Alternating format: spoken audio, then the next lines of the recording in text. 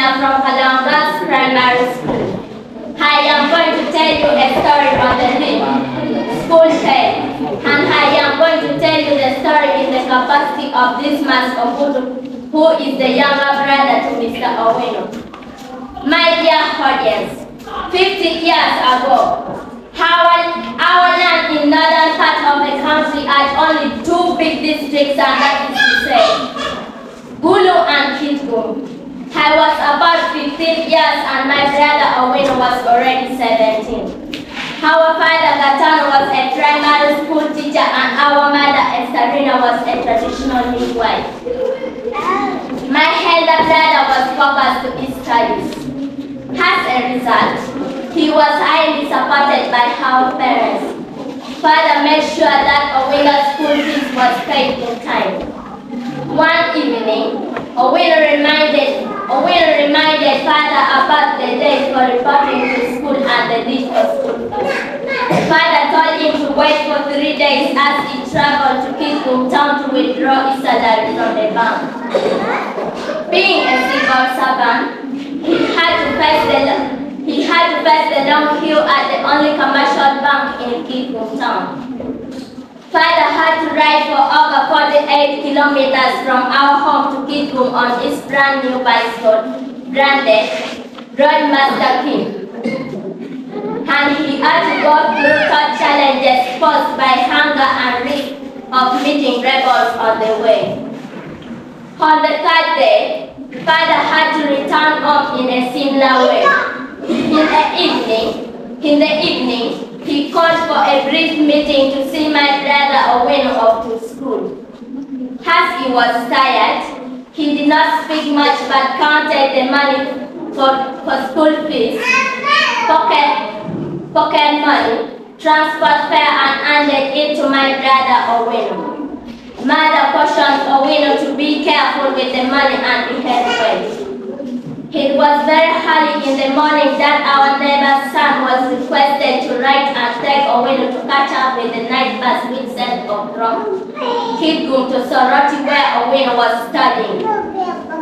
As soon as Owino entered the bus, he remained conscious for fear of thieves and robbers for about 2 hours. Owino did the best to drive away sleep from his eyes. But later on, he could no longer control, so he fell asleep. When Owino woke up, he immediately pushed his hand into his pocket to check for the school fees, but only to discover that there was nothing. A thief had smartly pulled out the whole bunch of money and left behind the basket. Owino did not know what to do. Fortunately, the bus ticket was still there and he could still continue with his journey. Owino tried to make up his mind whether to shout or tell the neighbor. When Owino reached Soroti town, he carried his box on his head and made straight journey to school. On reaching the school, he picked courage and went straight to the buzzer's office. When Owino reached the buzzer's office, he explained exactly what happened to him that led to the loss of his school fees. But the buzzer said that was not possible to allow Owino in the school without school fees. When Owino asked that, he fell down on his knees with tears rolling down from his cheeks. But the buzzer, after some silence, told Owino to go and explain his problem to the head teacher.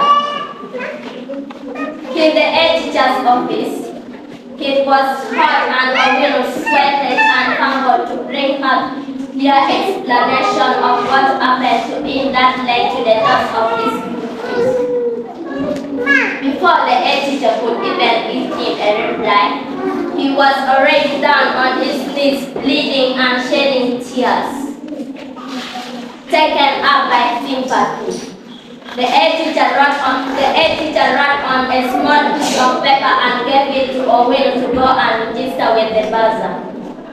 This was the condition that he would lay and beg and specified number of bricks to cover up his school fees. Dear audience, this happened 50 years ago. Here in Uganda, ladies and gentlemen, if at that time there was a school pay system, would a widow have to carry his money in his pocket? No, the money would be paid using mobile money through his payment code. Thieves would have not stolen the money. Would his father face all the risk to go and withdraw his salary from the bank? No, the money would be got using certain mobile or agent banking, and there would be no need for him to queue at the bank. In a nutshell, the digital transformation that has taken place has offered room for easy access to school fees payment and provided room for security, reliability, clear record keeping, and quicker transaction. Long live electronic fund transfer.